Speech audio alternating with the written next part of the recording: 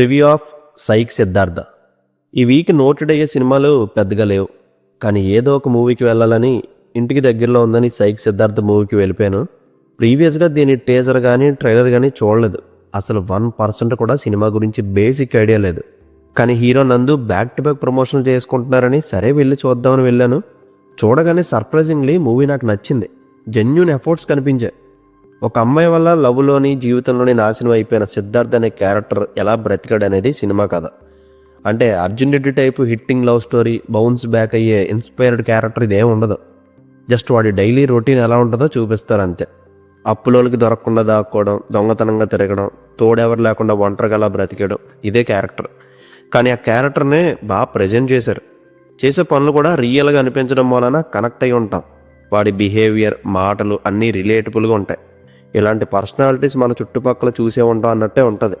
కథ అంటూ ఏముండదు, కానీ కొన్ని క్యారెక్టర్స్ ఉంటాయి, అవే సినిమాకి బలం. సిద్ధార్థ్ కాకుండా తన ఫ్రెండ్ క్యారెక్టర్ ఒకటి, హీరోయిన్గా చేసిన యామిని భాస్కర్, చైల్డ్ యాక్టర్ ఆ అబ్బాయి పేరు తెలీదు.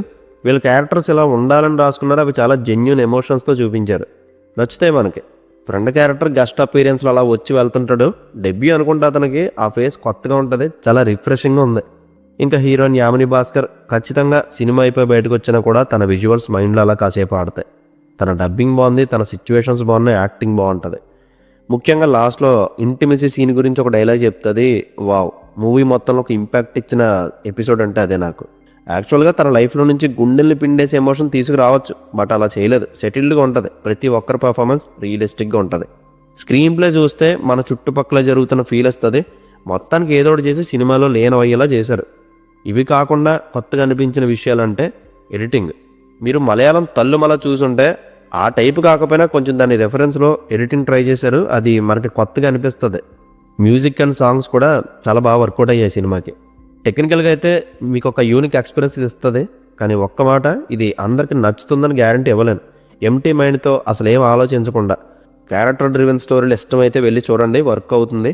లేదంటే బోర్ కొట్టే ఛాన్సెస్ కూడా బాగానే ఉంటాయి. ఎందుకంటే మూవీలో భారీ థింగ్స్, స్ట్రాంగ్ ఎమోషన్, ఎంటర్టైన్మెంట్ ఇవన్నీ జస్ట్ సర్ఫేస్ లెవెల్లోనే టచ్ చేశారు. కేవలం క్యారెక్టర్స్ అండ్ సిచ్యువేషన్స్తో చిల్ మోడ్లో అలా వెళ్ళిపోతుంది సినిమా. ప్రెజెంటేషన్ మాత్రం ఫ్రెష్గా ఉంటుంది. అదైతే నేను గ్యారంటీ ఇవ్వగలను. ట్రై చేస్తానంటే ట్రై చేయండి. మూవీకి నేను ఇస్తున్న rating 2.75 out of 5. See you in the next video. Take care friends and thank you.